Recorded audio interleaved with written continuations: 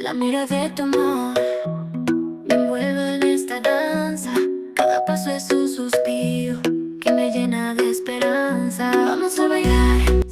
Assalamualaikum warahmatullahi wabarakatuh. Perkenalkan, nama saya Intan Kamalasari dari Program Studi Teknologi Rekayasa Elektronika. Pada kesempatan kali ini saya akan menjelaskan tentang flowchart.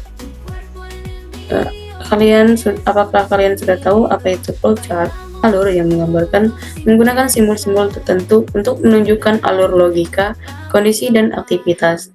Flowchart biasanya digunakan dalam pemrograman, manajemen, proyek, dan perencanaan bisnis. Adapun simbol-simbol flowchart yaitu 1. Terminator, arti simbolnya yaitu sebagai awal dan akhir atau start dan finish. Kemudian 2 yaitu ada simbol kotak, itu namanya simbol proses, arti simbolnya proses operasional. Yang ketiga ada dokumen atau laporan berupa printout. Yang keempat ada decision, yaitu keputusan atau subpoint, garis yang terhubung dengan bentuk decision menunjukkan pada situasi-situasi yang berbeda sesuai dengan keputusan yang digambarkan. Yang kelima itu ada data itu sebagai input dan output. Yang keenam ada on-page reference atau konektor, yaitu penghubung alur dalam halaman yang sama. Yang ketujuh ada off-page reference atau off-page konektor, yaitu penghubung alur dalam halaman yang berbeda. Kemudian yang ke-8 ada seperti tanda panah, itu namanya flow, sebagai arah alur dalam konsep prosedur. Arah alur ini dilihat dari arah tanda panahnya. Dalam membuat flowchart itu menggunakan tipe data untuk mendeklarasi atau mengkelompokkan variabel yang terdiri dari integer, yaitu mendeskripsikan bilangan bulat tanpa desimal, contohnya 1000, 5, 10, 1, 2, dan lain-lain. Kemudian ada float atau reals, yaitu bilangan desimal, contohnya 2,5, 0,99, dan lain-lain. Kemudian ada chart, yaitu satu karakter tunggal, contohnya laki-laki dan perempuan, LP, bisa juga diganti dengan A, B, dan lain-lain.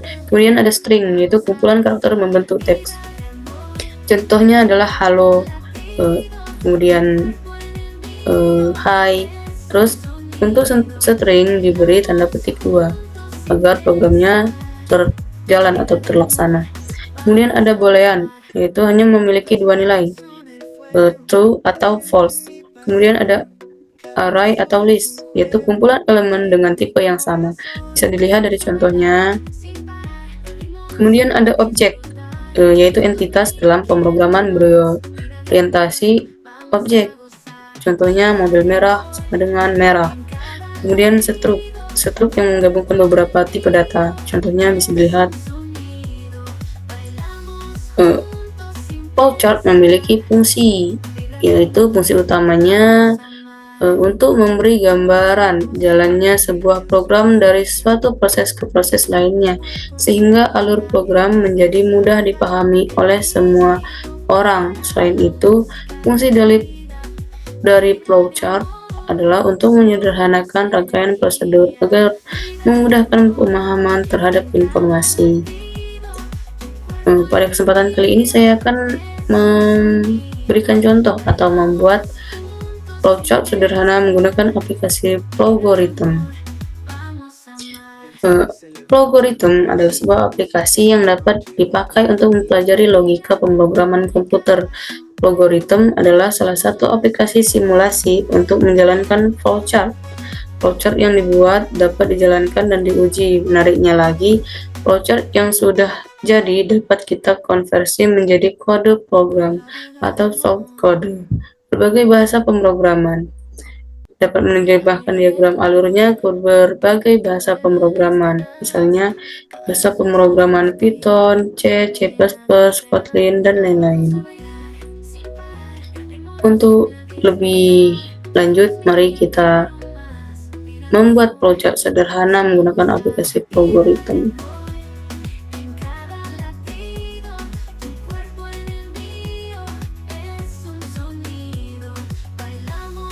Jika kita mengklik aplikasi Flowgorithm, itu ada main dan end dengan menu yang memiliki peran dan fungsinya masing-masing. Langsung saja kita akan membuat flowchart sederhana. Saya akan membuat flowchart data diri saya. Nah, di sini jika kita mengklik panah, maka akan terlihat beberapa fitur, yaitu input, output, declare yang digunakan untuk mendeklarasi variabel, ada async, if, call, dan lain sebagainya. Sekarang saya akan mendeklarasi atau mengelompokkan variabel terlebih dahulu. Kemudian klik 2 dan saya akan menggunakan integer untuk npm dan semester, karena integer itu untuk menyatakan bilangan bulat. Kemudian saya akan menggunakan declare lagi untuk string, yaitu nama, prodi, jurusan. Kan string itu untuk teks. Kemudian saya akan reels untuk IPK jajan.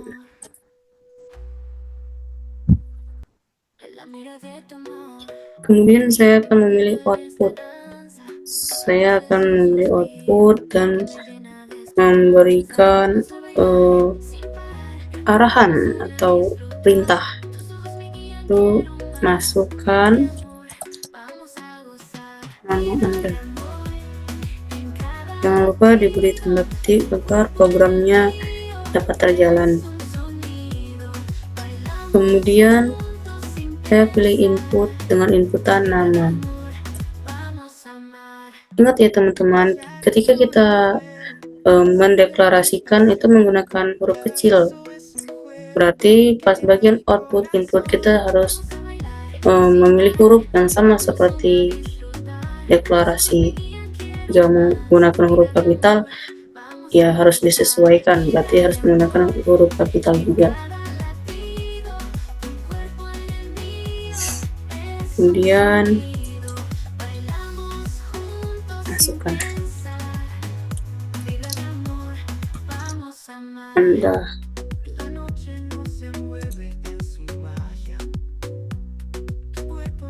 Dengan inputan npm.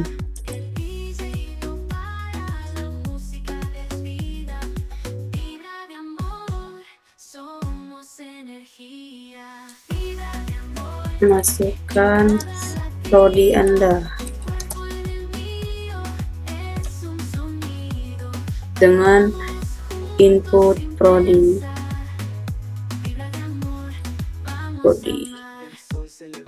Baiklah teman-teman, kita harus mengulang ini, membuat output dan input sesuai dengan deklarasi ini. Berarti ada npm, semester, nama, prodi, jurusan, IPK, dan uang jajan.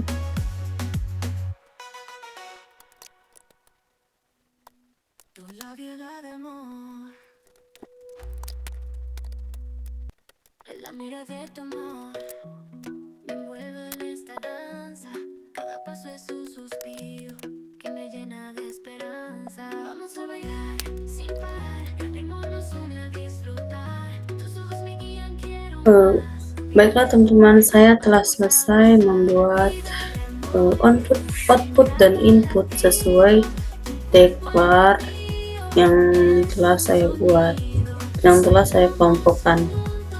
Kemudian kita akan memasukkan output, yaitu data diri saya,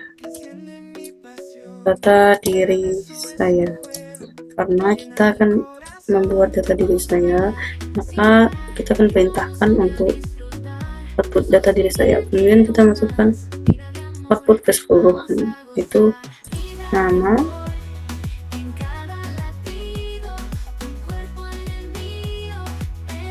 npm,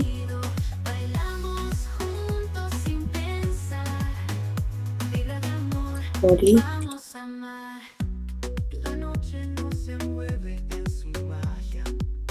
jurusan,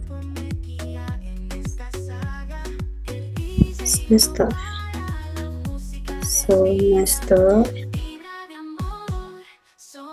output IPK,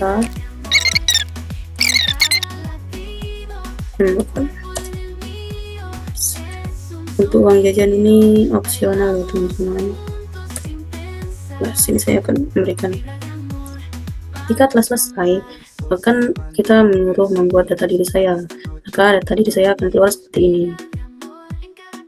Untuk melihat kode programnya, kita bisa mengklik source kode viewers yang ada pada pojok kanan, teman-teman. Nah, bisa dilihat ini adalah kode programnya. Kode programnya yang telah berhasil kita buat dari flowchart. Sini menggunakan bahasa C++. Di sini banyak sekali bahasa yang bisa kita gunakan. Ada Kotlin, Python, ada Bash, Java. Di sini saya akan mencoba menggunakan kode bahasa lain yaitu Kotlin. Nah, tampilannya akan begini. Kita telah berhasil ya teman-teman membuat flowchart sederhana menggunakan data diri.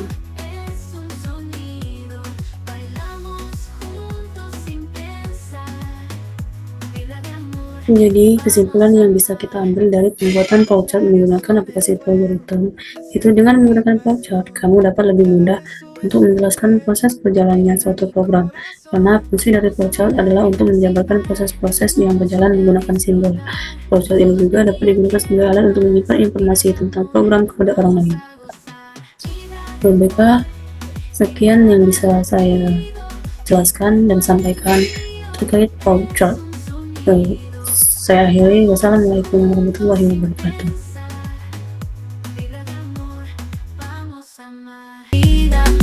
Vibra de amor, somos energía.